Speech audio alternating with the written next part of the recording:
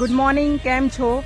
અત્યારે ઉનાળો આવી ગયો છે એટલે ગરમીના લીધે ઝેરી જીવજંતુઓ ઘણા ઘરમાં પણ આવી જાય છે, સાપ. અને આજે એક વિશ્વનો એવો ઝેરી સાપ જેના લક્ષણ છે રાત્રે આપણી સાથે આવીને સૂઈ જાય અને કરડી જાય. 8 કલાક પછી ખબર પડે કે સાપ કરડ્યો છે. એવું સાપનું બચ્ચું અમારા ઘરમાંથી મળી આવ્યું છે. તો જુઓ, જો બાળકો પણ જોઈ રહ્યા છે અને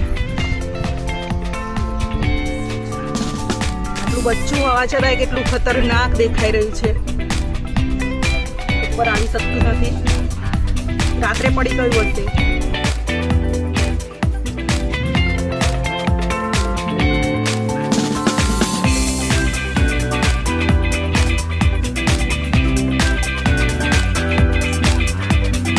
અને અમે મારતા નથી, ખેતરની બહાર નાખી આવીએ છીએ કારણ કે આ મોટી થઈને આપણને કરડે. પણ એનો પણ એક જીવ છે, જાય તો જાય ક્યાં, એટલે ખેતરના શેડે મૂકી આવીએ છીએ.